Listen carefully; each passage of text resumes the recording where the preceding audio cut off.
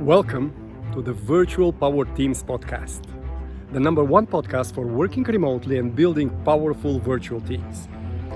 My name is Peter Ivanov, international keynote speaker and author of the book Virtual Power Teams, translated in 6 languages. Tune in every Tuesday for the very latest in virtual leadership, or visit my website peter-ivanov.com. How to use their strengths and natural talents when you're setting goals. So the goals of the individual team members are aligned to their strengths and talents. This is our premise today for the podcast. And I'm a big fan of strengths-orientated management. As you probably know, I've been leading global teams 20 years. I was IT manager, leading big projects. Initially, I was a jack for all trades. I was doing help desk and repairing hardware and doing programming on Microsoft Access many years ago. But then I was leading projects, small and then big, and then international projects. Then I was leading the project delivery team for Europe for a big multinational. And in the end, I was head of IT services for Eastern Europe, Middle East, and Africa. And from all these experiences, leading large teams, 100+ people in different locations, in different continents, in different time zones, all kinds of dimensions, even poor infrastructure in Central Africa, I've become a big fan on the strengths-orientated management, which would mean strengthening the strengths instead of developing the weaknesses. And there is a research on that. There is Gallup International Strengths Finder 2.0. Which is a systematic approach with like 64 questions to discover your strengths, and then it gives you an action plan. How could you apply these strengths in your work and even in your life? Now, in my workshops, Virtual Power Teams, I made it more pragmatic and I adapted it to the online delivery in a team setting. So I asked the people to list their top strengths. And for those of them who come with a list of 100 strengths, I explained that this is not a strengths competition, but we will be using it for additional roles and responsibilities. And for those of them, when people hear additional, they would shout out and say, but we are already 150% overutilized. How additional? The trick is that if you discover the real strengths of a person, and he works in this area, he's not considering this a work any longer. He's not looking at the watch. He's in flow, which is a state when you are fully focused, when you are in a highly productive mode. And therefore, this is not considered work. So for those of them who come with this big list, I divide them into the 3 groups, kind of distinguish between 3 groups of people. The first one are the ones that have a broader view. They understand the big picture. They have a broad set of skills. So these so-called generalists, I'll give an extra task, additional kind of role to take care of particular stakeholder group. If your team is having external customer focus, they will take care of particular geography where your customers reside. If it's just internal, there will be a stakeholder group within the company that they will maintain the relationships. Every time there is a demand from this stakeholder group to the team, they will be the one, to capture the demand, maintain the relationship, and channel it within the team for delivery and make sure it's delivered and passed back. So they play this mini general manager role on top, and this is their strength. They love it. And this additional interaction, it fosters the gravity of the team and hence translates into performance. So the first one were the generalists, having the broad set of skills. The second one are the people who have a deep skills in particular area. So those so-called specialists or experts, I'll give an extra task to be a knowledge champion in this particular area.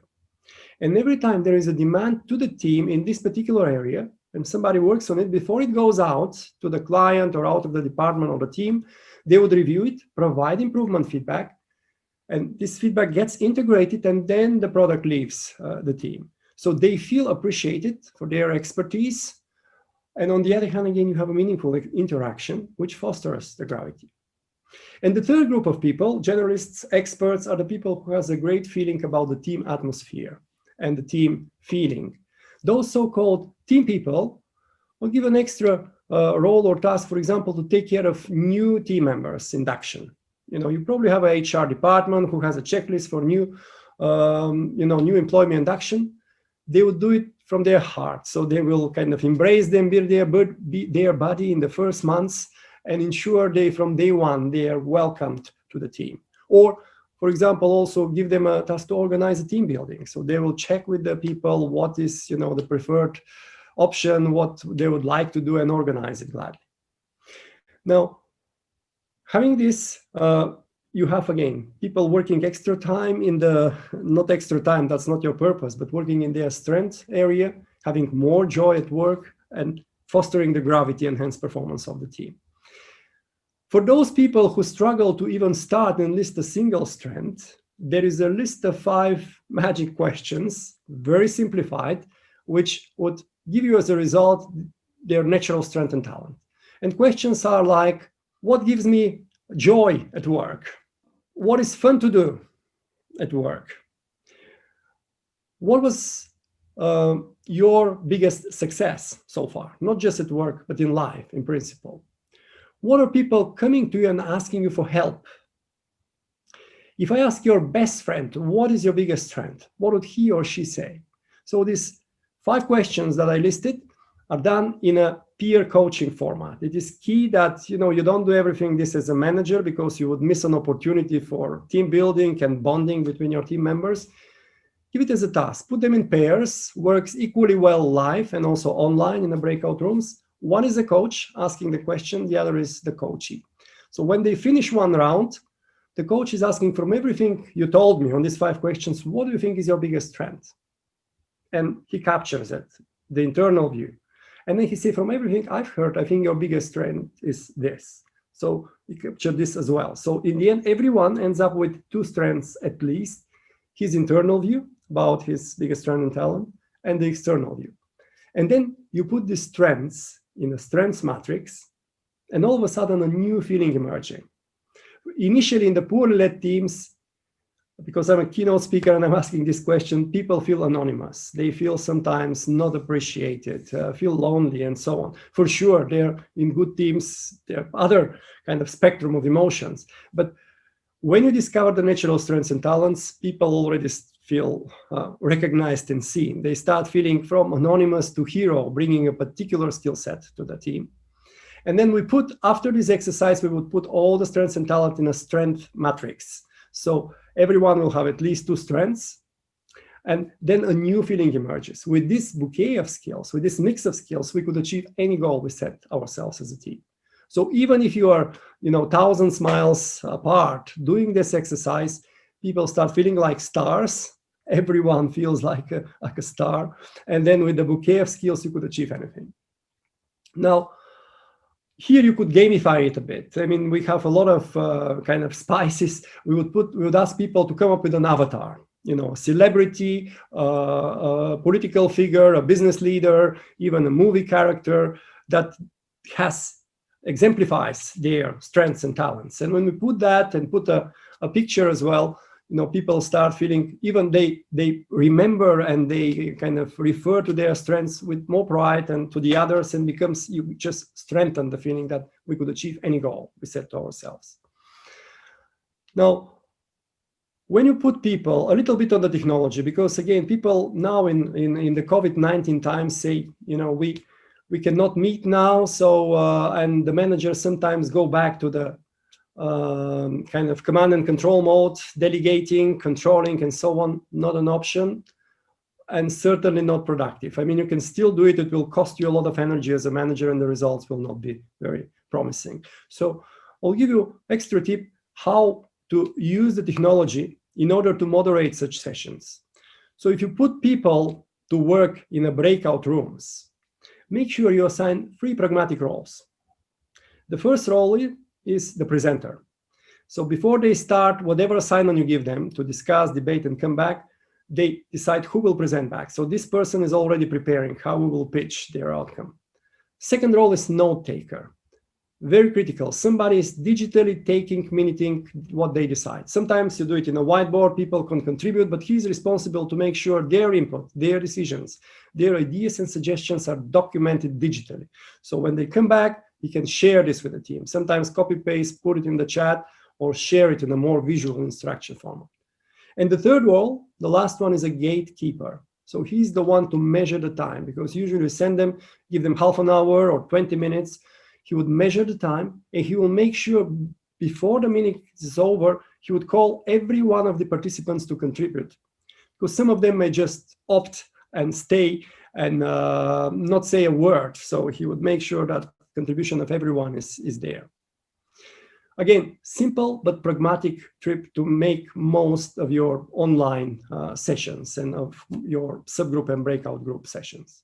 To show you that these things are simple, they are not rocket science, but they are effective, let me share one story of a client of mine based in New York, and he's running MOOCs. Sure, how many of you know MOOC stands for Massive Open Online Course.